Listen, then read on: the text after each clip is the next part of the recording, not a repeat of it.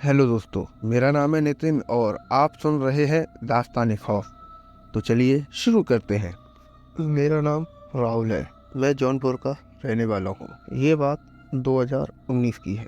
उस साल मैं अपने दोस्तों के साथ एक फ्रेंड की शादी में जा रहा। हम 5 दोस्त थे। हम पांचों कार से जा रहे थे। जौनपुर से तकरीबन 60 किलोमीटर दूर एक गांव में हमको जाना था। हम शाम को 4 बजे के तकरीबन निकलते हैं। तकरीबन 1.5 घंटे में शादी वाली लोकेशन पर पहुंच जाते हैं। हमने शादी में खूब एंजॉय किया। जब हम वापस लौट कर आ रहे थे तब हमारे दोस्त ने हमारे लिए कुछ मिठाइयाँ पैक कर दी, जो हमने अपनी गाड़ी में ही रख ली। खैर, हम वापस निकलते हैं। रास्ता सुनसान हो चुका था क्योंकि रात के तकरीबन 1:30 बज चुका था। रोड पर एक जगह ऐसी आती है जहाँ पर बिल्कुल भी लाइट नहीं थी। सिर्फ हमारी गाड़ी की हेडलाइट ही एक लाइट थी जो पूरे रोड पर थी।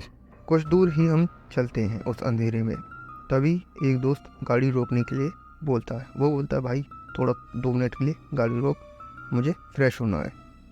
हम साइड में गाड़ी लगा देते हैं। वो फ्रेश होने के लिए जाता है। उसको देख बाकी के दोस्त भी फ्रेश होने के लिए जाते हैं। सभी फ्रेश होकर वापस करीबन 5 मिनट बाद सभी कार में आकर बैठ जाते हैं। हम वापस गाड़ी में आके बैठ चुके थे। तकरीबन 30 मिनट में हम जौनपुर पहुंच जाते हैं। जहां से हमने गाड़ी ली थी, हम वहां गाड़ी खड़ी करके सब दोस्त पैदल ही अपने अपने घर के लिए निकल जाते हैं।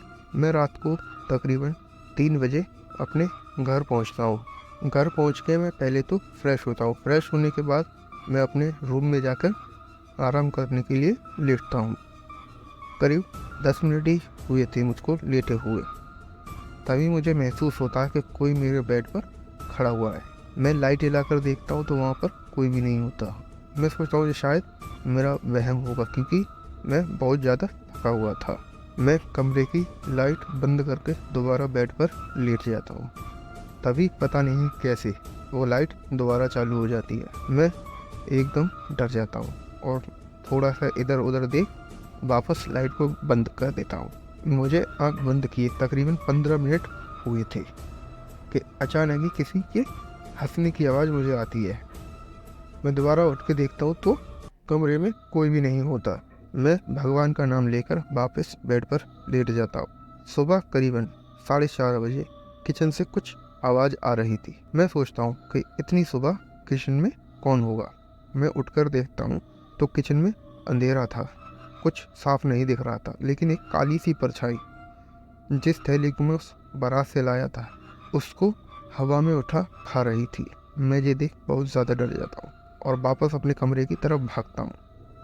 तभी पीछे से एक आवाज़ आती है कि रुक जा, तेरे लिए अभी बाकी है, इसमें तुझे भी खिलाना है अभी। ये सुन मैं और ज़्यादा डर जाता हूँ और सीधा मम्मी पापा के कमरे की तरफ भागता हूँ और उनको जगाता हूँ और उनको सारी बात बताता हूँ। वो रात जैसे तैसे तो कट गई।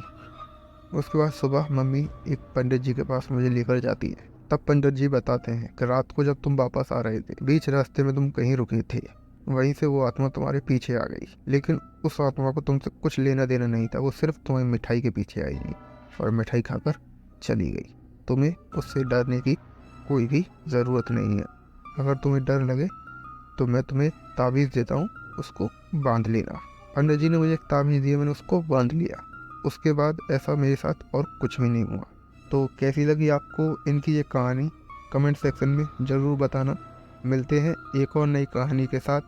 तब तक अपना और अपनों का ध्यान रखें। धन्यवाद।